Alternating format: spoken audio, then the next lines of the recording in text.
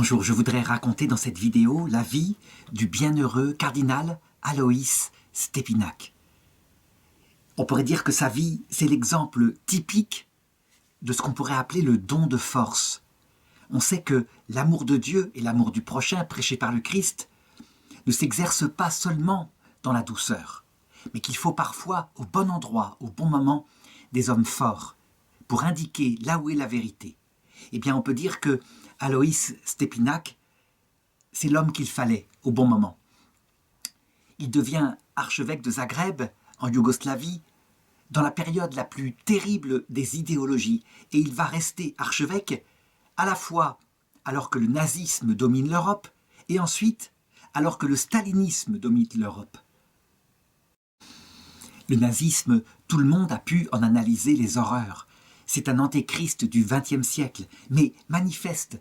Il faut être, je dirais, peu lucide pour se rendre compte de ce que c'est, puisqu'il tue, il massacre objectivement pour exalter une race par-dessus les autres. Ça veut dire que c'est le degré suprême, on pourrait dire, de la bêtise humaine, parce qu'il réduit l'homme à ce que pourrait apporter sa génétique, comme si sa culture, comme si, je dirais, son éducation n'était pour rien dans ce que fait un homme.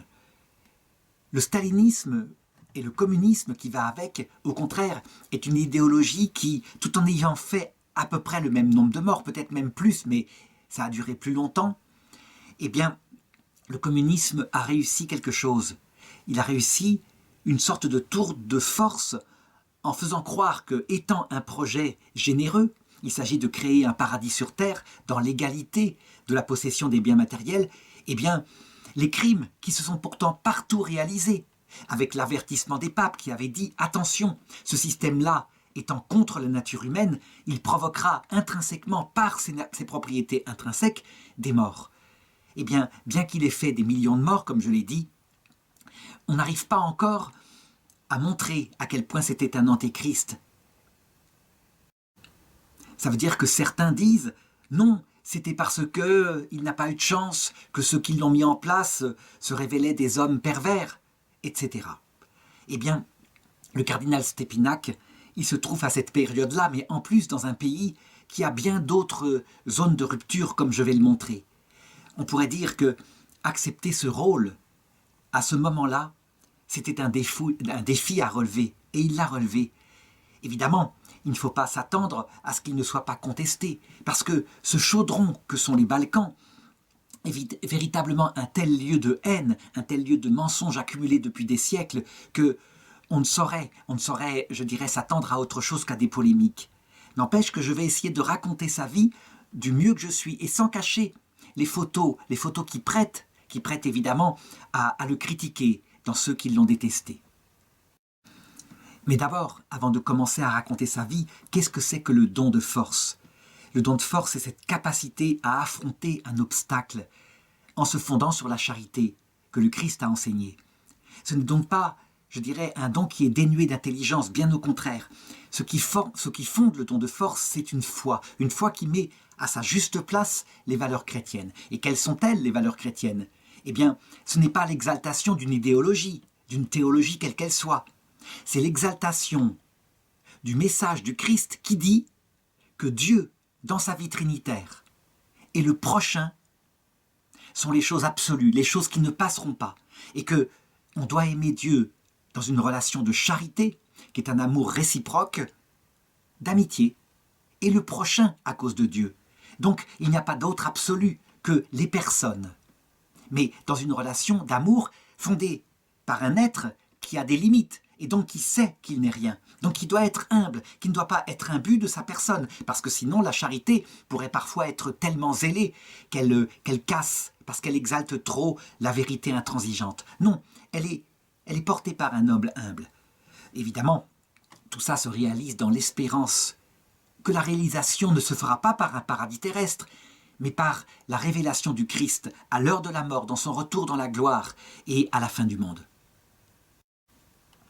L'intelligence est donc fondamentale. Si on se trompe, si on ne met pas la bonne valeur au bon endroit, on peut exalter autre chose. On peut exalter des moyens, comme par exemple l'amour de sa patrie. L'amour de sa patrie n'est pas mauvais, c'est sûr. Et donc Stépinac, il est croate. et les Croates sont catholiques. On pourrait exalter l'amour de sa propre Église. Ce n'est pas mauvais, mais attention, ce sont des valeurs secondaires par rapport à ce qui demeure éternellement les personnes dans la relation à la Trinité. Eh bien, cette force, le cardinal Stépinac, il l'a. Ça veut dire que son amour, sa mission, il l'a fait. Il a cette précision intellectuelle et il applique ensuite selon sa conscience, du mieux qu'il est possible, parce que nous allons le voir, si tout était chimiquement pur comme ça, avec simplement des valeurs bien établies. Non, on a affaire à des hommes, on a affaire à des problèmes complexes, des problèmes de gouvernement, où il faut parfois choisir le moindre mal. Alors, il l'a fait au mieux, et c'est ce que le pape Jean-Paul II, qui était de cette même terre, Pologne, c'est pas loin, et surtout ce sont les mêmes problèmes, ça veut dire le nazisme, puis le communisme, eh bien le pape Jean-Paul II l'a discerné et l'a béatifié. Le pape François, quant à lui, pour des raisons pastorales, parce qu'il voit à quel point les haines sont ressassées dans cette région, retarde la canonisation pour simplement respecter les Juifs, pour respecter les orthodoxes, afin qu'ils fassent eux-mêmes leur enquête objective et qu'ils regardent, qu'ils jugent, qu'ils disent ce qu'ils pensent du cardinal Stépinac. Alors qui est cet enfant, Aloïs Stépinac, qui naît le 8 mai 1898 à Krasik, au nord-ouest de la Croatie. La Croatie, ce n'est pas un pays indépendant à cette époque-là, et ça fait des siècles que ce n'est pas un pays indépendant. C'est une région catholique qui a subi dans les Balkans tous les avatars du passé. Et donc, c'est dans cette région qu'on pourrait qualifier un peu, je dirais, le chaudron de l'Europe, que naît ce petit enfant. Il est le 5e enfant d'un foyer d'agriculteurs aisés. Il grandit au sein d'une famille profondément chrétienne, où règne l'amour et le respect mutuel, ainsi que la charité envers les plus démunis. Sa maman est une femme simple et pieuse qui vénère particulièrement la Vierge Marie. Et cet amour de la Vierge Marie distinguera particulièrement son fils. Ce n'est pas vain de le dire. Lorsque on a des valeurs uniquement masculines comme l'intelligence, et il en aura de l'intelligence, et puis le pouvoir, si on ne tempère pas cela par les valeurs tendres, maternelles de la Vierge Marie, on risque bien de devenir un homme dur, ce qu'il ne sera jamais. Il a des qualités humaines qu'il manifeste dès son enfance. On l'envoie au collège à Zagreb, et là, ses camarades le reconnaissent. Il montre une volonté forte, une volonté de faire, mais pas une volonté obstinée, une volonté de faire quand c'est le bien. Le bien, c'est le bien, le mal, c'est le mal. C'est un homme déterminé. Reste à savoir ce qu'il appelle le bien, parce qu'on peut être déterminé et mettre à cette époque-là sa détermination au service d'idéologie. Nous sommes, je dirais, au moment où va éclater la guerre 14. Il a exactement 16 ans quand elle éclate. Il n'est pas mobilisé tout de suite, mais on pourrait dire qu'il pourrait rentrer dans les grandes passions de l'époque, qui sont les passions nationalistes. Il pourrait exalter face à l'empire austro-hongrois, qui est, je dirais, l'entité politique dans laquelle il appartient. Il pourrait exalter le nationalisme croate. Il pourrait se laisser prendre par toutes les passions de sa région.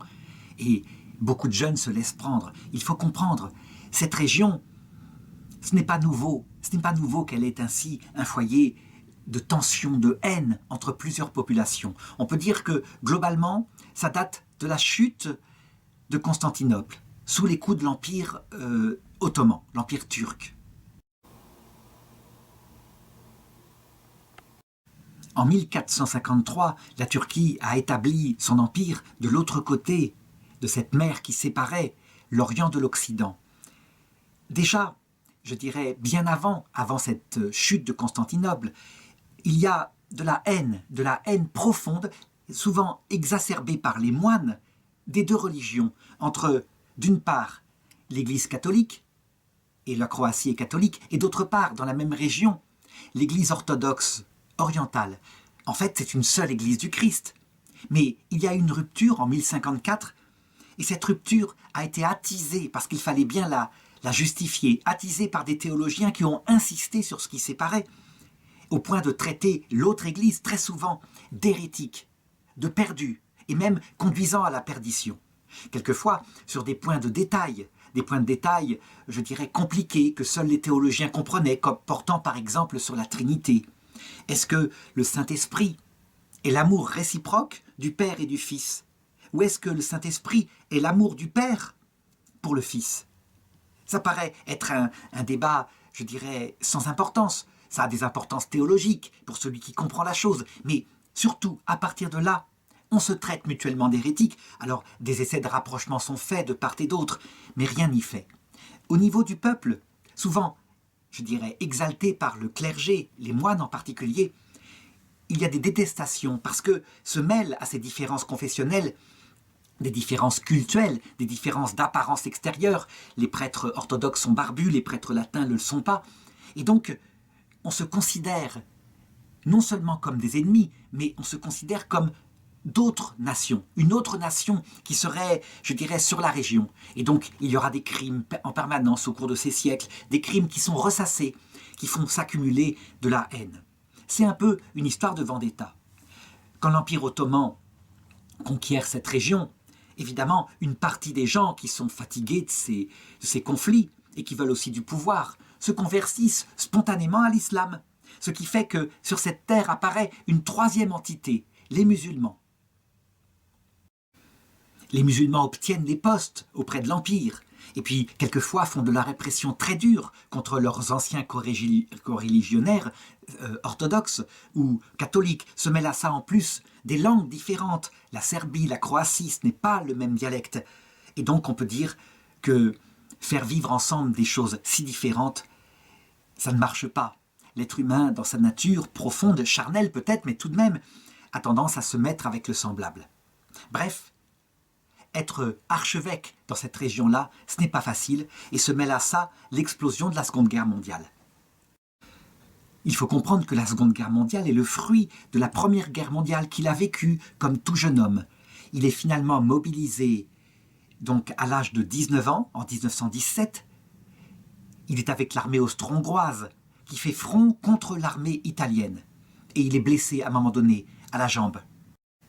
Il est prisonnier 5 mois de l'armée italienne, et lorsqu'arrive la fin de la Première Guerre mondiale, à cause de jeux d'alliance, puisque l'Empire austro-hongrois s'est écroulé, que des nations se sont créées, eh bien, il s'engage pour défendre sa patrie croate, non pas dans une autonomie absolue, mais plutôt pour réaliser une sorte d'entité fraternelle entre, je dirais, ces peuples, pour fonder ce qu'on va appeler la Yougoslavie, la terre des Slaves du Sud. Et ça, c'est important à considérer. C'est l'ADN un peu de ce jeune homme qui est là. Ça veut dire qu'il n'est pas sectaire. D'ailleurs, il se fera délivrer la grande décoration qui s'appelle l'étoile de Karađorđe, qui est une médaille discernée par le royaume des Serbes, des Croates, des Slovènes, pour actes d'héroïsme durant la guerre. Évidemment, pendant ces combats, il a vu des horreurs, il a vu l'immoralité, il a vu comment, quelquefois, eh bien, les peuples qui ne sont pas de sa propre entité sont traités par des soldats de manière, je dirais, comme des chiens. Les filles sont violées, les femmes aussi, etc. Il a vu la haine qui s'établissait dans cette région. Cette région est quasiment insupportable. Donc, il démissionne de l'armée. Et là, il se demande ce qu'il va pouvoir faire. Alors il entreprend, comme il est un très jeune homme, des études d'agriculture. Et il rencontre une jeune fille. Il y a même un projet de mariage qui se fait. Et qui finalement n'aboutit pas. On peut dire que c'est son sens de Dieu qui fait que, justement, il ne se laisse pas entraîner par les passions humaines de ce temps. Cependant, qu'est-ce qu'il va faire de sa vie? Eh bien, le tournant vient, à un moment donné, lorsqu'un ami lui écrit et lui fait connaître la vie d'un saint d'une période déjà ancienne, qui s'appelle Saint Clément Marie Hofbauer. C'est un homme de Dieu, c'est un prêtre catholique, un rédemptoriste qui est mort en 1820 et qui a vécu à partir de sa naissance 1751 ce qu'on appelle le joséphisme, c'est-à-dire une espèce de volonté de l'État austro-hongrois de mettre sa main mise sur l'Église et de réduire l'Église à une sorte de, je dirais, de caste de fonctionnaires de l'État. Il s'y est opposé. Le royaume de Dieu est d'une autre dimension que, je dirais, ce qui est simplement politique. Et ça le frappe. Ce saint correspond exactement à ce qu'il aime. Ça veut dire que la religion, ça parle de l'absolu. Il ne faut pas la confondre avec nos désirs de millénarisme terrestre, d'établir sur Terre une sorte de royaume avec ses semblables, etc. Il décide donc que ce qui lui plaira, ce qu'il est fait pour lui, c'est évidemment de se donner à l'absolu. Il entre au séminaire, il est envoyé au séminaire Germanicum à Rome, où il reçoit des études extrêmement solides autour du thomisme. Le thomisme, c'est la pensée de saint Thomas d'Aquin, qui a une très grande précision intellectuelle, qui permet d'une très grande rigueur, qui évidemment a des défauts par ailleurs, mais ça, cette précision intellectuelle, elle lui sera nécessaire. Ses condisciples qui l'observent remarquent en lui, il brûlait d'amour pour l'Église, il était tout pénétré de fidélité envers le Saint-Père. Manifestement, c'est un homme de Dieu. Sa vocation est réelle. Ce n'est pas un homme de la politique. Il ne s'est pas trompé de vocation. Comme il est extrêmement brillant dans ses études, eh bien, il passe coup sur coup 2 doctorats. Un doctorat d'abord en philosophie et un doctorat en théologie à l'université grégorienne de Rome. Ça, c'est quelque chose de très important parce que ça met en valeur des qualités qui fait que lorsqu'il revient en Croatie, eh bien, l'archevêque décide d'en faire un de ses collaborateurs.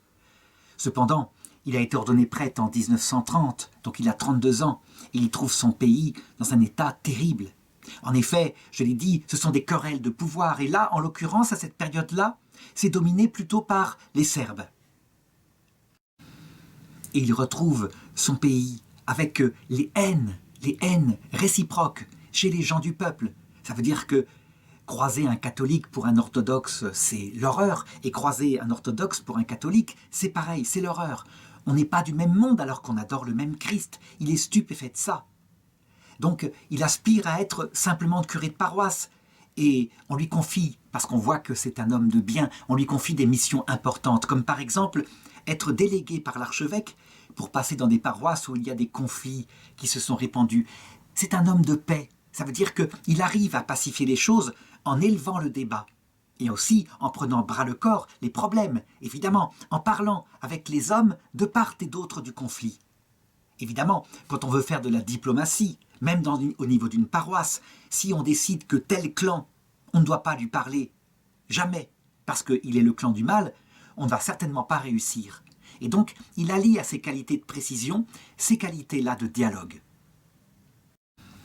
Alors, évidemment, il n'est pas que dans des missions comme ça, c'est un prêtre total, et donc il prêche le Christ, il met en valeur ce qui seul pourrait apaiser ces conflits. Il n'y a pas de juifs, il n'y a pas de grecs, il n'y a qu'un seul peuple de Dieu, c'est ce que disait saint Paul. Et d'autre part, quand il est confronté à la misère matérielle, il organise des soupes populaires, il joue son rôle d'évêque. À un moment donné, l'archevêque, monseigneur Bauer, nous sommes en 1934, donc il a 36 ans, tombe malade. Et il lui faut vraiment préparer sa succession, il le sent. Il lui faut un évêque coadjuteur. Donc il écrit à Rome, et évidemment, qui est le mieux placé que l'archevêque Bauer pour désigner celui qui pourrait être candidat pour l'assister dans son rôle de berger. Rome écoute les demandes de l'archevêque, et lui, il propose Aloïs Stépinac, et c'est accepté. Alors attention, il n'est pas simplement évêque auxiliaire, il n'est pas là simplement pour l'aider dans sa charge. Le coadjuteur, c'est le futur successeur, et ça, il s'en rend compte, mais il est tout jeune. Et donc, ça l'effraie. Il sait qu'il n'a pas eu beaucoup d'expériences en paroisse, il a eu des expériences plutôt diplomatiques, des expériences intellectuelles. Et donc, l'idée qu'il puisse prendre, et les choses s'accéléreront parce que l'archevêque lui-même est quand même malade, l'idée qu'il puisse prendre sa succession dans un pays si compliqué, eh bien, le fait reculer un peu. Et la première chose qu'il fait, bien sûr, eh bien, c'est de consacrer cette terrible mission qui l'attend et dont il sait que son salut éternel est en jeu. Il ne peut pas faire n'importe quoi, de le confier à la Vierge Marie, qui sera celle qui fera le plus produire des fruits à son apostolat. Alors il va au sanctuaire marial de Maria Bistrica, à 36 km de Zagreb. Et il entre de plein pied dans son apostolat. Monseigneur Bauer le laisse faire. Il y a énormément de choses à gérer, mais ce ne sont pas les plus gros problèmes. Ce sont des problèmes du style défendre les droits de l'Église catholique sur la scolarité, par rapport à la liberté d'association, défendre l'autorité de l'Église sur les mariages. Donc ce sont des espèces de prévention de l'État de retirer à l'Église ce qui est, je dirais, ce qui est son domaine particulier. Après moins de 3 ans comme ça, je dirais, de collaboration avec son archevêque, celui-ci meurt. Nous sommes le 7 décembre 1937 et Monseigneur Stepinac lui succède comme archevêque de Zagreb. La première chose qu'il fait à sa prise de fonction, c'est d'écrire une lettre à tous ses prêtres en leur recommandant de travailler en premier sur leur vie intérieure. Il le sait. Dans les combats qu'ils ont à mener dans leur paroisse, si la vie intérieure est là, si la relation au Christ est là, le reste se fera. Et c'est ce fondement chrétien fondé sur le Christ, la seule pierre qui fonde l'Église, que le pape Jean-Paul II, dans l'homélie de sa béatification le 3 octobre 1998, reconnaîtra. Il dit, par son itinéraire humain et spirituel, le bienheureux Aloïs Stepinac a donné à son peuple une sorte de boussole avec laquelle s'orienter. Et voilà les points cardinaux. D'abord, la foi en Dieu. Deuxièmement, le respect de l'homme. Troisièmement, l'amour de tous poussé jusqu'au pardon. Et Dieu sait si c'est nécessaire dans cette terre ingérable. Quatrièmement, l'unité avec l'Église sous la conduite du successeur de Pierre. Et le pape Jean-Paul II ajoute, il savait bien que l'on ne peut faire de la réduction quand il s'agit de la vérité, car la vérité n'est pas une marchandise d'échange. Aussi préféra-t-il affronter la souffrance plutôt que de trahir sa conscience et manquer à la parole donnée au Christ et à l'Église. Il n'a que quelque temps de combat paisible si on peut dire, parce que, avant que ne se déclenche la Seconde Guerre mondiale, il y a d'autres combats beaucoup plus intérieurs que déjà il remarque. Par exemple, un combat contre ce qu'il appelle la peste blanche. La peste blanche, c'est le rejet de la vie. C'est cette espèce de combat qu'on verra exploser dans les années 68, qui consiste à empêcher la conception des enfants et à pratiquer l'avortement si on n'y est pas arrivé. C'est la contraception artificielle, c'est l'avortement qui déjà, dans son pays, se met en place. Pour lui, la défense de la vie d'un petit enfant dans le sein de sa mère, c'est une œuvre fondamentale. Et si on ne le fait pas, ça veut dire qu'on laisse les âmes se perdre dans quelque chose de mondain. Son analyse est profonde. Pour lui, je dirais, les atteintes à ce qu'il y a de plus profond, donc la famille, ne sont en fait que le symptôme de l'atteinte plus profonde des âmes sur bien d'autres sujets. Ça veut dire que les valeurs de Dieu mis en premier et qui met lui-même Dieu en premier, le prochain, et non pas quoi que ce soit d'autre, mais le prochain en vue de la vie éternelle. Si ces valeurs ne sont pas là en premier, eh bien, il ne faut pas s'étonner que, comme des conséquences immanentes, toutes sortes d'idoles se mettent à la place. Il le dit, il annonce la Seconde Guerre mondiale avec cette parole. Il dit « Les couples mariés ne respectent plus les valeurs du mariage. On pratique l'adultère, on ne s'occupe pas des enfants. En un mot, on fait tout pour effacer le nom de Dieu sur la terre. » Il le sait, c'est vrai, ça se voit d'abord dans la famille. On détruit toutes les valeurs morales. Alors il n'est pas étonnant que Dieu s'adresse maintenant aux foules par le seul langage qu'elles puissent comprendre. Et c'est le chaos sur la terre, l'horreur de la guerre, la destruction de tout. C'est le fruit d'un immense égoïsme. La première règle, si nous voulons voir des jours meilleurs, c'est de rendre à Dieu le respect qui lui est dû, avec l'humilité. C'est la seule voie de la paix. Alors on pourra dire, mais tout de même, est-ce que la guerre vient, je dirais, des péchés intérieurs d'ordre privé des hommes ? Certains diront non, la preuve, c'est que l'Europe occidentale continue de pécher comme ça, et plus que jamais actuellement, où je fais cette vidéo en 2020, et apparemment, elle n'a pas la guerre. Eh bien, en fait, elle a la guerre intérieure. Évidemment, traumatisée par ce qui va être vécu là, la Seconde Guerre mondiale, et puis la guerre froide. L'Europe ne veut plus de la guerre par les armes physiques, mais la guerre des âmes, la guerre intérieure dans les couples, la guerre, je dirais, entre les idéologies d'un même pays qui se battent, chacun tirant à lui la couverture, elle est toujours là. Eh bien, le cardinal, enfin, il n'était pas encore cardinal, Monseigneur Stepinac le voyait. C'est parce que le Christ avait été abandonné dans les cœurs aussi qu'on se mettait à détester les Serbes quand on était croate, les Croates quand on était serbe, les musulmans quand on était chrétien, etc. Bref, autre chose que le Christ conduit à la haine, à la division, à la guerre, de toutes les manières possibles. Alors certains pouvaient opposer à Monseigneur Stépinac, mais ce sont bien des chrétiens qui se font la guerre, donc au nom de l'amour du Christ, qui veut dire que l'amour du Christ provoque la guerre. D'ailleurs, Jésus n'a-t-il pas dit qu'il était venu apporter le glaive et pas la paix? En fait, ce n'est pas l'amour du Christ qui provoque la guerre, c'est l'amour de quelque chose qui ressemble au Christ, sa propre culture, sa civilisation, ses traditions. Mais si le Christ était aimé pour lui-même, lui qui est doux et humble de cœur, qui est mort sur la croix et qui annonce la victoire pour la vie éternelle, indépendamment des nations, jamais on irait massacrer quelqu'un qui est chrétien d'une autre confession au prétexte qu'il ne partage pas la même foi que nous. Et voilà, la guerre éclate. La guerre, elle est sortie évidemment de la Première Guerre mondiale. Je dirais les peuples qui ont perdu la Première Guerre mondiale n'ont jamais digéré cet échec. Les peuples qui étaient centrés sur l'amour de leur patrie exaltée comme une idole. Dans le camp des vainqueurs, donc les Français, les Anglais, étaient calmés, ne voulaient plus de guerre. Mais dans le camp des Allemands, des Autrichiens, etc., n'aspiraient qu'à la colère et à la vengeance, d'autant plus que l'Allemagne avait été humiliée, si bien que le moindre trublion, un homme avec une parole exaltée, comme cet homme-là, et le feu reprend dans toute l'Europe. Et tout le monde se rend bien compte que ce n'est pas une guerre simplement localisée, que ça va être une guerre mondiale. Toujours est-il que, dans les Balkans, évidemment, chacun prend son camp. Et les Croates en particulier, eh bien, ils prennent le camp de la Croatie, nationaliste. Quand le 10 avril 1941, la Yougoslavie est envahie par l'armée allemande, eh bien les Croates nationalistes se rangent plutôt du côté allemand.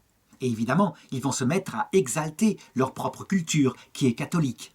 Ils mêlent donc politique et religion. Alors, certaines réalisations vont être bonnes, on ne peut pas le nier, comme par exemple une pleine liberté pour l'Église catholique, la protection des bonnes mœurs, etc. Mais attention, la source qui fait que ces Croates agissent n'est pas l'amour du Christ, c'est l'amour de la Croatie. Et donc, ils se réunissent selon des espèces de comités paramilitaires qu'on appelle les Ustashi. Et le fruit de leur idolâtrie, donc l'amour de la Croatie exaltée, va venir en même temps. Ça veut dire qu'ils se mettent à persécuter de manière inique, ignoble, les orthodoxes, qui sont serbes en général, et à se venger. Les Serbes avaient eu le pouvoir un peu avant, c'est nous qui l'avons maintenant, eh bien allons-y. Et on voit des meurtres, des assassinats, des viols, et des choses comme ça, qui sont à jamais impardonnées, évidemment. Que faire? On peut dire que là, ça y est, Monseigneur Stépinac est véritablement dans le chaudron. Il est croate, il est catholique. Il est croate et donc en tant que croate, il aime sa patrie. Il est catholique et il ne peut que se réjouir de la liberté laissée à l'Église catholique, la possibilité d'avoir des écoles, etc. Mais il voit de ses yeux, il voit que ce n'est pas porté par le Christ. Il a lu l'encyclique en allemand « Mitbrennender Sorge », une encyclique écrite par le pape Pie XI, écrit par le futur pape Pie XII, pour le pape Pie XI, et publié en 1937, et qui condamne l'idolâtrie de la race. Or, il la voit ici à l'œuvre.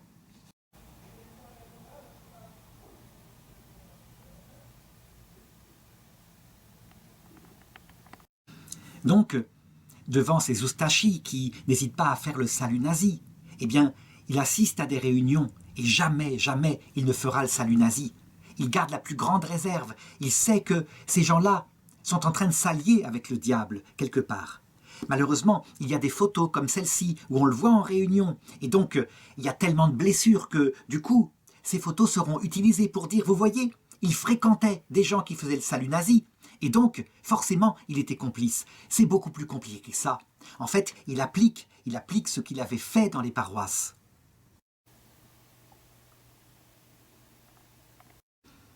Il discute, il parle avec les chefs Ustashi, mais il dit la vérité. Et donc, il condamne les exactions des Ustashi, il condamne les théories raciales, ainsi que les persécutions contre les minorités juives et serbes. Le Vatican a reconnu l'État croate qui a été fondé ainsi par les Ustashi et qui est dirigé par un certain Ante Pavelić.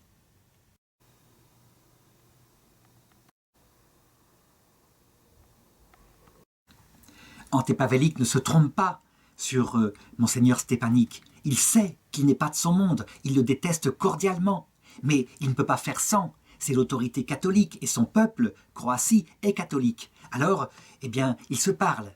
Mais Monseigneur Stepanik, lui aussi, sait qu'il a affaire à quelqu'un qui est extrêmement, je dirais, en dehors de l'Église catholique. Le Vatican, à cette époque-là, eh bien, joue aussi sur tes œufs en ce qui concerne ces pays-là. Il essaye tout de même de tenter les premières approches par rapport aux orthodoxes. Évidemment, Monseigneur Pavelić, Stepinak, qui est sur le terrain, il voit les choses. Il dit ceci. En fin de compte, les Croates et les Serbes sont deux mondes différents. Pôle Nord et pôle Sud. Ils ne seront jamais capables d'être ensemble à moins d'un miracle divin. Le schisme d'Orient est la plus grande malédiction en Europe, presque encore plus grande que le protestantisme. Ici, il n'y a pas de morale, pas de principe, pas de vérité, pas de justice, pas d'honnêteté. Et il le voit. Alors évidemment, les choses peuvent avec les générations se calmer, surtout quand il y a des ennemis communs, mais tout de même, c'est tant de haine accumulée, tant d'incompréhension, alors que c'est la même foi fondamentalement. Que peut-il faire dans un tel chaudron ? Eh bien, il a l'arme de la parole. Évidemment, on l'écoute poliment, on ne va pas le critiquer en public, c'est tout de même un prince de l'Église, mais il en profite pour dire les choses, et évidemment sans être trop écouté. Par exemple, quand il connaît qui sont les responsables des camps de concentration de Jasenovac et de Stara Gradiška, eh bien, il va les voir pour leur demander d'arrêter ces choses-là. Il écrit des lettres en particulier pour demander que soient libérés ceux qui sont emprisonnés pour raison de race ou de culture, et de distinguer de manière précise ceux qui sont emprisonnés pour des raisons justes, par exemple des crimes de droit commun. Et il n'hésite pas, lui, dans ce tumulte des Balkans, à dénoncer explicitement ce qu'il qualifie de génocide. Par exemple, il déclare lors d'une homélie le 24 octobre 1942 « Tous les hommes et toutes les races sont des enfants de Dieu, tous sans distinction. Ceux-là sont gitans, noirs, européens ou ariens. Ils ont le même droit de dire « Notre Père qui êtes aux cieux ». Pour cette raison, l'Église catholique a toujours condamné et condamnera toujours toute injustice et violence au nom des théories de classe, de race ou de nationalité. On le voit, il englobe les idéologies du temps. L'idéologie de classe, c'est déjà le communisme qui se profile. L'idéologie de race, eh bien, elle est là, c'est le nazisme, et donc il lui faut un courage extraordinaire. Hitler pourrait le faire exécuter comme un rien. Et puis, l'idéologie de nationalité, c'est celle qu'il a connue pendant la guerre 14. Il n'est pas possible de persécuter des gitans et des juifs parce qu'ils sont supposés être de race inférieure. Très vite, les Oustachis vont manifester leur vraie nature, qui n'a rien de catholique, qui est nationaliste et même, je dirais, plus que ça, peut-être quelque chose proche du nazisme. En effet, très vite, il y a des massacres et des conversions forcées au catholicisme d'orthodoxes. Si bien que, en 1941, l'évêque de Mostar, qui s'appelle Aolidje Mišić, est épouvanté par la violence des Oustachis dans son diocèse. Et il écrit à son archevêque, il lui dit ceci. C'est le règne du massacre, du carnage. Les hommes sont égorgés, assassinés, jetés vivants du haut des falaises. Dans la ville de Mostar elle-même, ils ont été attachés par centaines, emmenés dans des wagons et tués comme des bêtes. Et cet évêque va plus loin. Il excommunie ceux qui ont participé à des massacres. Il interdit strictement à son clergé de donner l'absolution à quiconque a été, je dirais, complice de près ou de loin à ces exactions. Monseigneur Stepinak, qu'est-ce qu'il fait ? Eh bien, je dirais, il agit parfois en parlant clairement, surtout quand il est devant des responsables, et puis il agit aussi par secret, il fait les deux.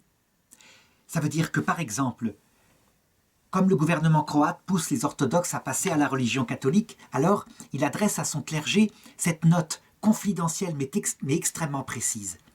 Quand viennent à vous des personnes de confession juive ou orthodoxe, se trouvant en danger de mort et qui veulent pour cela, donc pour sauver leur vie, se convertir au catholicisme, vous les recevez pour sauver leur vie. Ne cherchez d'eux aucune connaissance religieuse particulière, car les orthodoxes sont des chrétiens comme nous, et la foi juive est la racine du christianisme. le rôle et le devoir des chrétiens sont avant tout de sauver les gens. Et quand prendra fin ce temps de démence et de sauvagerie, pourront rester dans notre Église ceux qui auront été convertis par conviction. Les autres, une fois le danger passé, retourneront dans leur propre religion. Cette pratique n'est d'ailleurs pas le fait seulement de ce qui se passe ici en Croatie. Elle se passe aussi un peu partout en Europe par l'impulsion du pape Pie XII. Par exemple, en France, des milliers d'enfants juifs seront sauvés parce qu'on leur fait systématiquement et immédiatement des faux certificats de baptême. On pourrait dire, mais c'est un blasphème, faire un certificat de baptême falsifié pour un enfant qui n'est pas converti. Eh bien, on le fait. Là, on voit bien, face à des situations comme ça, on passe au moindre mal. Le moindre mal, c'est de sauver la vie de ces enfants-là. Et le mensonge, c'est évidemment beaucoup moins grave que le meurtre, l'assassinat, de laisser ainsi des victimes livrées à leurs bourreaux. Monseigneur Stépinac est sans arrêt confronté à cette histoire de moindre mal. Quand faut-il parler en clair? Quand faut-il assister à une réunion où le salut nazi sera fait? Quand faut-il ne pas y aller? Quand faut-il se taire et agir secrètement? Évidemment, toutes les enquêtes qui auront lieu après la guerre et jusqu'à maintenant vont consister à passer au crible chacune de ces décisions. Mais ces décisions, elles sont prudentielles. Ça veut dire que peut-être qu'il aurait fallu prendre parfois une autre, parler quand il s'est tu, se taire quand il avait parlé. Mais c'est pas facile. En tout cas, il fait au mieux. Et clairement, on voit que sa finalité n'est certainement pas le nationalisme croate. Ni même le développement artificiel par prosélytisme malsain de l'Église catholique. Non, c'est le Christ. D'ailleurs, on le voit dans son action concrète. Il pourrait très bien réserver l'argent qu'il a, les revenus de l'évêché, uniquement aux fidèles catholiques. Il ne fait pas du tout ça. Tout au long de la guerre, l'archevêque de Zagreb prodigue des bienfaits de sa charité à tous les malheureux, quels qu'ils soient. Il distribue par wagons entiers de la nourriture aux réfugiés. Il prend personnellement soin des orphelins dont les parents ont été internés ou se sont enfuis dans les maquis. Il sauve de la famine et de la mort 6700 enfants, la plupart de parents orthodoxes. Alors à côté de ça, on pourrait lui reprocher ceci. Comment se fait-il que la lettre pastorale, officielle, publique, qu'il écrit pour condamner la persécution des Serbes par le gouvernement des Oustachis, il ne la publie que le 24 mars 1945. Eh bien, c'est comme ça, c'est justement l'époque. Il a jugé, peut-être à la vue de ce qui s'était passé en Hollande, qu'il ne fallait pas faire un document comme ça officiel tant que les nazis étaient sur place. Par contre, il a agi et il a parlé.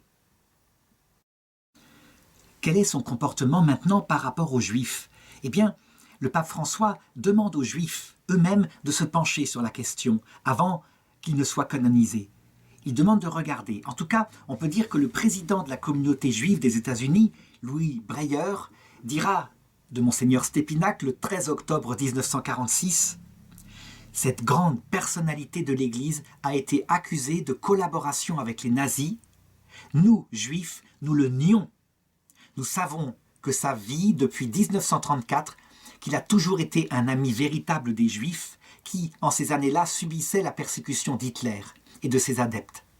Aloïs Stépinac est l'un de ces hommes rares en Europe qui se sont élevés contre la tyrannie nazie justement au moment où c'était le plus dangereux de le faire. C'est grâce à lui, sur la loi sur le brassard jaune, que la loi sur le brassard jaune a été retirée.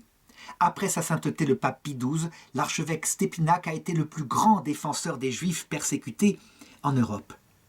Et on voit, à partir de son enquête qu'il fait auprès de réfugiés juifs qui ont réussi à immigrer aux États-Unis après la guerre, on voit que des demandes successives vont être faites pour que un arbre des justes soit planté au mémorial de Yad Vashem en Israël. Et pour le moment, ça n'a pas été fait, parce que certains juifs ont dit « ceux qui demandent cela, c'est ceux qui n'étaient pas sur place. Donc, il faut regarder les choses plus précisément. » Ils n'ont pas tort, je l'ai dit. Il agissait comme il le pouvait très souvent. Et puis enfin, en mai 1945, voilà que l'empire nazi s'écroule, et s'écroule totalement. On pourrait dire que, ça y est, Monseigneur va retrouver un temps de paix. Pas du tout. Évidemment, la résistance au nazisme a été de son fait, on ne peut pas le nier, mais elle a été le fait aussi au niveau de la Yougoslavie tout entière par le maréchal Tito et par, je dirais, ses partisans qui sont plutôt de nature communiste. Donc ça veut dire alliés avec l'autre monstre de cette époque-là, Joseph Staline.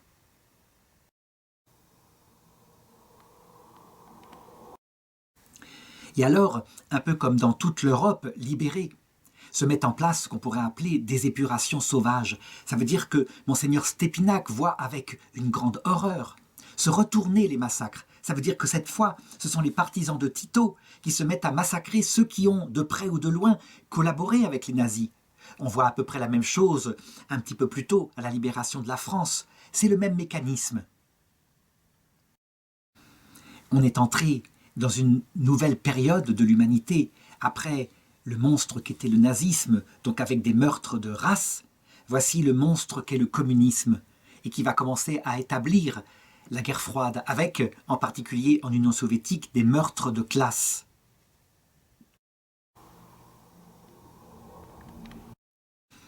Mais évidemment, on est tellement reconnaissant à l'Union soviétique d'avoir perdu des millions de soldats pour détruire l'hydre nazi, que, du coup, eh bien, on ne regarde plus la vérité, la réalité de ce que c'est que le stalinisme. Et donc, un regard sympathique s'étend sur toute l'Europe, y compris en Occident, concernant Staline, concernant Tito et d'autres. Tito, il est particulier. C'est un homme d'énergie. C'est un homme qui a un caractère fort aussi, et qui donc ne se laisse pas circonvenir entièrement par Staline. Il n'empêche, il pratique un peu les mêmes méthodes que Staline, et quand il voit que l'archevêque de Zagreb, Monseigneur Stépinac, n'est pas prêt du tout à collaborer avec lui, à s'écraser, à le flatter, mais qu'il dit, comme il l'avait dit, face aux Oustachis, des vérités, alors il agit, mais il agit autrement. Les Oustachis n'avaient jamais osé toucher à Stépinac, lui, il le fait arrêter. Le 17 mai 1945, l'archevêque est amené par surprise en prison. Le 3 juin, les évêques croates exigent sa libération comme un préalable à toute discussion. Toutes les cloches se taisent à Zagreb et la procession de la Fête-Dieu est annulée. Devant ce mouvement de résistance inattendu, Tito cède et fait libérer Monseigneur Stépinac. Le 24 juin, dans une circulaire envoyée à tous les prêtres, le prélat rappelle le devoir sacré des parents de demander l'éducation religieuse dans les écoles. Il exhorte tous les fidèles à prier davantage en ces temps si difficiles et en particulier à dire le chapelet. Ça veut dire qu'il reprend son rôle d'évêque, son rôle qui est de faire grandir la foi à l'intérieur des cœurs. Le règne du Christ, ce n'est pas un règne politique, c'est un règne d'humilité et d'amour. Tandis que Tito, lui, il est là, en train de réunir un dossier, de regarder comment il pourrait se débarrasser, cet empêcheur de penser. Il sait parfaitement que l'Église catholique est formellement opposée au communisme, mais aussi, je dirais, à son nationalisme à lui, Tito.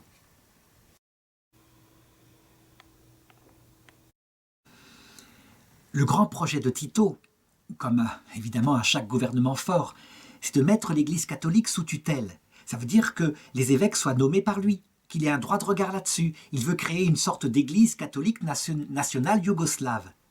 Pour Monseigneur Stépinac, il n'en est pas question. Encore une fois, l'église du Christ, ses réalités sont d'un autre ordre. Il décide donc de réunir tous les évêques de Yougoslavie pour un synode.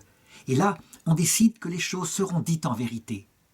Par exemple, une lettre est publiée qui annonce que 273 membres du clergé catholique ont été tués depuis la prise du pouvoir des partisans de Tito, que 169 ont été emprisonnés, que 89 autres sont manquants, ça veut dire présumés morts. Cette lettre, évidemment, elle met Tito dans une colère absolue. Il est attaqué publiquement pour la première fois, son pouvoir absolu est attaqué. En fait, Stépinac n'agit pas différemment de ce qu'il faisait face aux Oustachis et même face à Hitler. Tito n'est pas prêt à se laisser faire. Et donc, pour la première fois, eh bien, Tito écrit dans le journal communiste une espèce d'éditorial où il accuse Stépinac. Il dit « Celui-ci a déclaré la guerre à la nouvelle Yougoslavie ». Un jour, alors que Monseigneur Stépinac sort dans la rue, des partisans de Tito le voient et ils commencent à le lapider. Ils lui lancent des pierres et lui s'en va. À un moment donné, Tito décide de se débarrasser de cet archevêque gênant en envoyant une demande au Vatican pour que le nonce apostolique le relève de ses fonctions et nomme quelqu'un qui sera beaucoup plus coulant. Le Vatican examine la requête et la refuse absolument. Il ne va pas lâcher cet évêque si fort, si droit, qui est l'homme qu'il faut quand il le faut. Alors, il reste une méthode, la méthode que lui conseille évidemment Staline. Beria, qui est l'âme noire de Staline, son ministre principal de l'Intérieur, disait « Donnez-moi une seule lettre de n'importe qui, moi je saurai tirer la phrase qu'il faut et je lui ferai mettre en procès. » Alors pour l'action de Stépinac pendant la guerre, qui a été, comme je l'ai dit, avec des aspects très nets dans l'enseignement et des aspects très prudentiels dans la façon d'agir, je dirais, c'est pas compliqué de le mettre en accusation. Donc on commence à réunir un dossier, ce qu'on appelle un dossier à charge, et c'est assez facile à construire puisque, on le sait, les Serbes ont une grande haine pour les catholiques. Il suffit de faire venir les témoignages en ne prenant que la partie qui est accusatrice, sans voir l'intention qui était avec, et on réunit un énorme dossier. On met en accusation Monseigneur Stépinac. Je vais raconter ce procès, mais il faut d'abord, avant, savoir que l'accusation, évidemment, qui était fallacieuse, ce sont les grands procès staliniens, a été annulée après la chute du communisme, et Milovan Djilas, qui est un dirigeant communiste proche du régime, déclara que Stépinac n'aurait jamais été mis en jugement pour sa conduite pendant la guerre s'il n'avait pas continué à s'opposer au régime communiste. Et donc, en septembre 1946, les autorités yougoslaves mettent Monseigneur Stépinac en accusation avec les chefs d'accusation suivantes: collaboration avec les nazis. Et évidemment, on sort toutes les photos, dont celle-là que j'ai déjà montrée.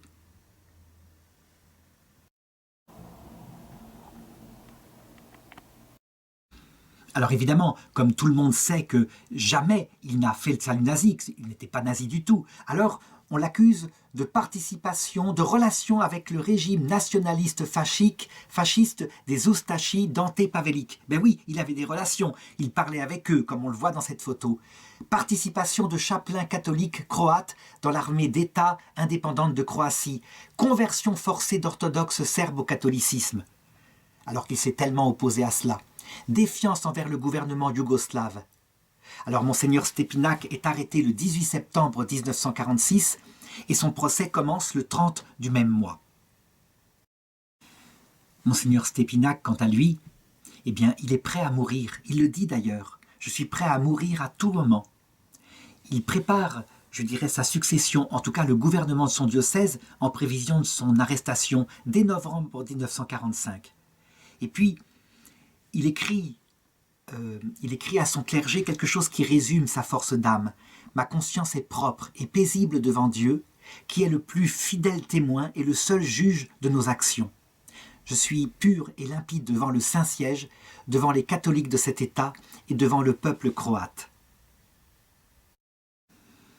Le pape Pie XII, devant ce procès qui évidemment est fallacieux, avec faux témoignages, parle de procès tristissimo, ce qui veut dire lamentable. Les journaux du monde entier, d'ailleurs, voient bien que le mur de la honte s'est abattu sur le monde de l'Est. Les accusations tombent de tous les côtés.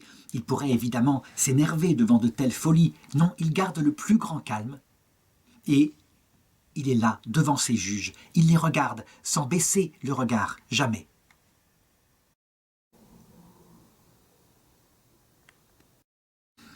Il sait parfaitement qu'il sera condamné, c'est même couru d'avance.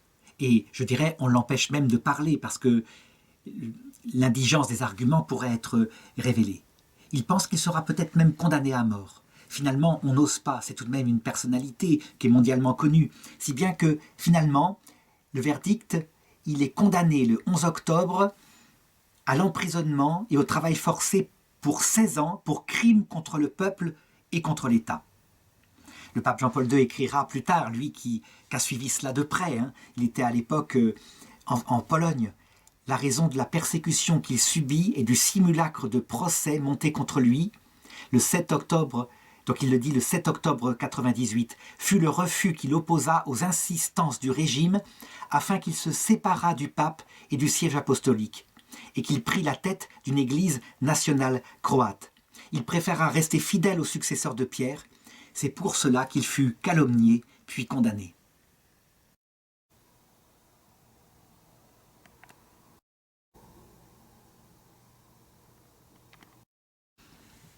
Le pape Pie XII est conscient que la puissance de Monseigneur Stépinac, c'est son silence, son statut même d'évêque qui est là, debout, et qui résiste face à l'oppression, est importante. Alors il décide, le 12 janvier 1953, de l'élever à la dignité de cardinal.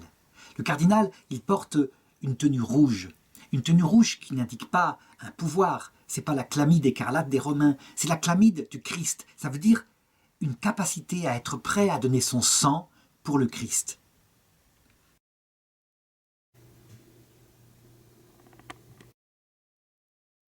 Évidemment, Tito est furieux de cet acte-là, qui est comme un acte de guerre contre lui, et décide donc de rompre les relations diplomatiques avec le Vatican. Monseigneur Stépinac doit se rendre à Rome pour recevoir le chapeau, et il prévient le pape qu'il ne s'y rendra pas, parce que s'il s'y rend, certainement, il ne pourra pas rentrer dans son pays, et donc il doit rester au milieu de son troupeau. Alors, la dignité de cardinal lui est envoyée différemment, par le nonce apostolique. Il se retrouve donc en prison, gardé par, je dirais, des sbires du régime, qui évidemment, un peu comme toute la soldatesque, ont tout pouvoir sur lui, et donc qui ne cessent de l'humilier, qui rentre dans sa cellule n'importe quand, qui, par exemple, quand il reçoit des colis alimentaires, parce que les gens s'émeuvent de son sort, les laisse au soleil, à pourrir, et ne lui livre quand tout est avarié. Lui ne s'en émeut pas, il garde le silence, il est libre à l'intérieur de son âme. Il n'a aucune parole dure pour ses gardiens. Il travaille dans sa cellule intellectuellement, il l'a transformée en une sorte de cellule monastique. Et il y a une chose qu'on ne lui a pas enlevée, c'est la possibilité de célébrer la messe. Alors, tous les jours, sur un autel improvisé, il la célèbre. Sur la dernière page de son agenda, en 1946, il écrit « Tout pour la plus grande gloire de Dieu, ma prison aussi ».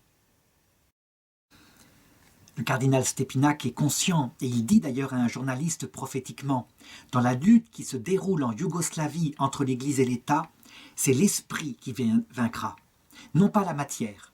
Jamais dans l'histoire de l'humanité, le matérialisme n'a pu se maintenir définitivement. » Évidemment, dans le monde occidental, ces persécutions subies par les autorités fidèles de l'Église catholique, de l'autre côté du rideau de fer, font de plus en plus de scandales. Et Tito en est bien conscient. Il se rend compte que, je dirais, son prestige même auprès du monde entier et son conflit avec Staline, puis ensuite avec les successeurs pour garder une Yougoslavie indépendante, dépend tout de même de l'aide occidentale. Si bien que, en 1951, le 5 décembre, eh bien, il cède aux pressions internationales et accepte de faire sortir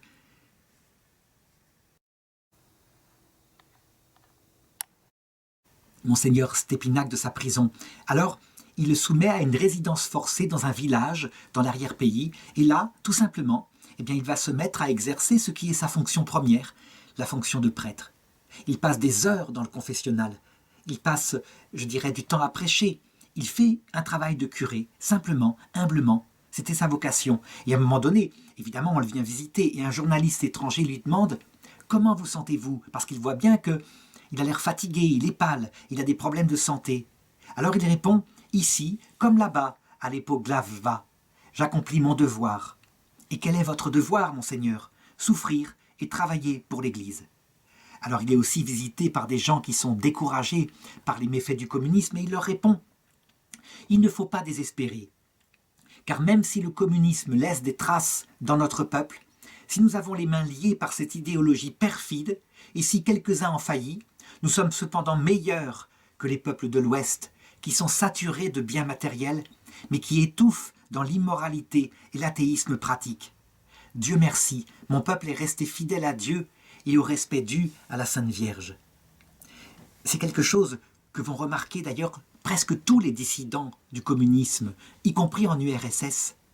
Finalement, la lutte derrière le rideau de fer, face à des gens identifiés comme, je dirais, des monstres contre l'homme, eh bien la lutte est plus facile, parce qu'on repère où est le mal. En Occident, quand des dissidents seront éjectés, et se réfugieront dans des pays comme la France, l'Angleterre, les États-Unis, ils constateront que garder sa foi, garder sa tête levée face au mal est beaucoup plus difficile. Pourquoi? Parce qu'on est comme anesthésié. C'est un petit peu comme si on mettait une crevette dans de l'eau froide et on la fait chauffer lentement, lentement. Elle ne se rend pas compte que son eau est de plus en plus invivable. Elle y est dedans, habituée. Alors que de l'autre côté, on peut se débattre, on voit le mal. Sa lucidité intellectuelle est parfaite et il sait que dans sa petite paroisse, il est comme une lumière qui brille pour la Yougoslavie et même pour le monde. Il le prend cependant très humblement parce que, évidemment, on pourrait s'exalter devant un tel pouvoir de la dissidence de l'esprit face à la violence communiste. Pour cela, eh bien, il s'occupe des pauvres. Au jour le jour, il vit humblement avec les petits problèmes de ses paroissiens. Et à un moment donné, quand il entend parler que le pape, depuis Rome, a déclaré le cardinal de Croatie est le plus grand prélat de l'Église catholique, alors il baisse la tête en murmurant « Dieu seul est grand ». D'ailleurs, Dieu s'occupe de lui s'il y avait un quelconque danger à cause des pulsions des péchés originels en nous pour s'enorgueillir, eh bien Dieu le préserve parce qu'il se le réserve pour le paradis. À la fin de 1952, il est opéré de la jambe, puis l'année suivante, eh bien sa maladie s'empire. Pendant ce temps, évidemment, Tito, qui croit s'être débarrassé de son principal ennemi en vue de son projet national yougoslave, eh bien, essaye de créer une église catholique nationale. Son but, évidemment, c'est de faire un seul christianisme avec l'orthodoxie, un christianisme qui serait soumis à l'État, un peu comme ça se passe d'ailleurs en Union soviétique, où tout de même, les patriarches ont été beaucoup plus coulants. Monseigneur Stépinac ne cède pas. Certains prêtres sont collaborateurs, ils font un peu ce qu'avait voulu faire la Révolution française, ils prêtent serment à la constitution civile du clergé. Mais la plupart, sous l'exemple et la force de Monseigneur Stépinac, ne cèdent pas. Et lui, il écrit des lettres, il voit bien les violences qui sont faites, évidemment, il est parfaitement lucide. Il écrit des lettres pour rassurer, pour rattraper les brebis égarées. Par exemple, à l'un des prêtres qui a avoué après, donc, si Monseigneur Stépinac n'avait pas été là, qui sait comment nous aurions tourné?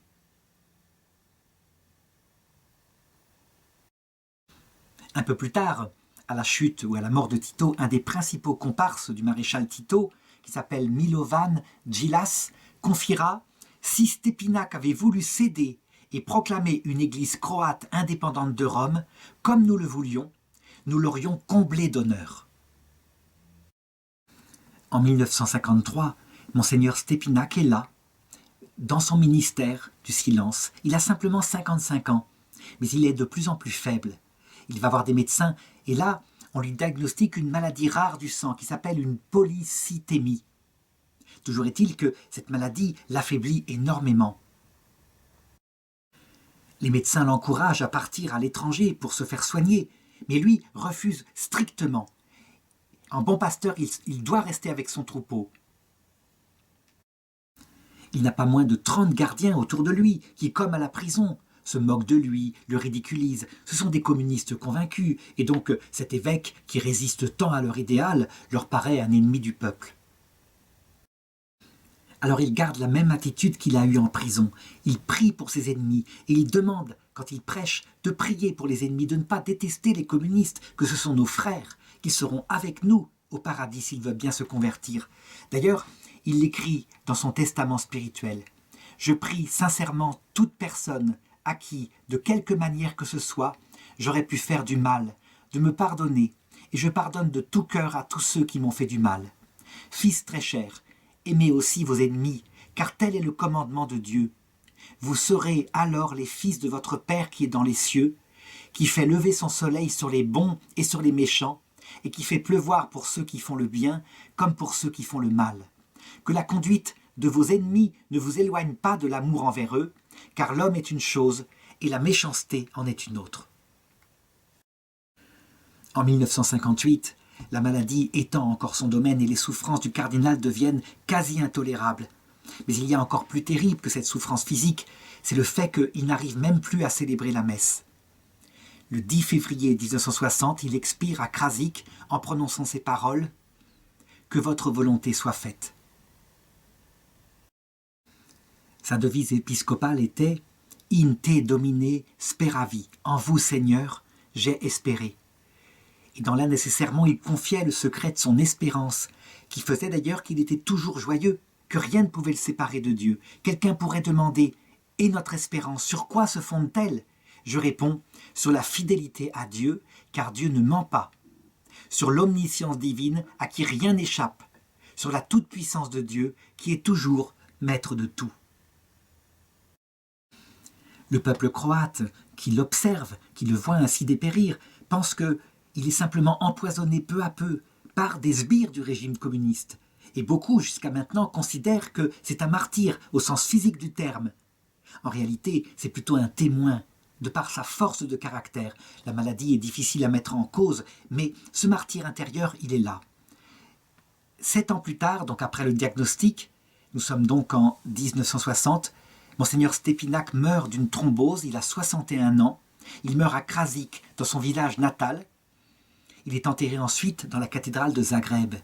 Et devant l'afflux du peuple, qui sait qu'il est un saint, qui le sent intimement, eh bien, son tombeau est une sorte de catafalque où son image est présentée au peuple.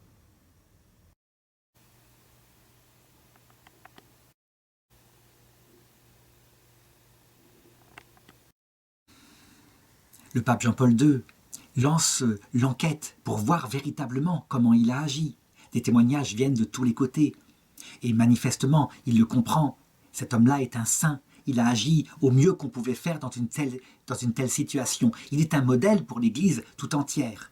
Évidemment, pour que la béatification soit faite, il faut que Dieu justifie, confirme la chose par un miracle. Et là, c'est particulièrement nécessaire. Parce que, comme dit le texte de l'Apocalypse, Monseigneur Stépinac est passé par la grande épreuve. Et s'il a lavé son sang, son manteau dans le sang de l'agneau, eh bien, il a dû mettre sa main dans la boue tout au long de sa vie. Quand il va être béatifié,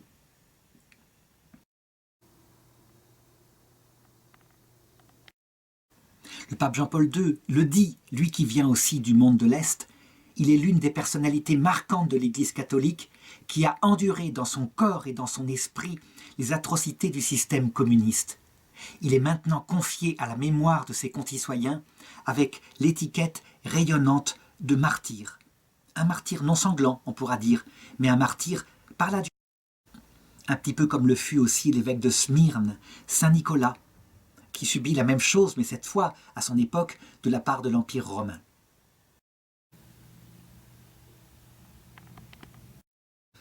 Évidemment, cet acte du pape Jean-Paul II tombait à un moment donné où les plaies n'étaient pas refermées, si bien que, du côté de l'Église orthodoxe, des voix se levèrent en disant « on béatifie, entre guillemets, un criminel ».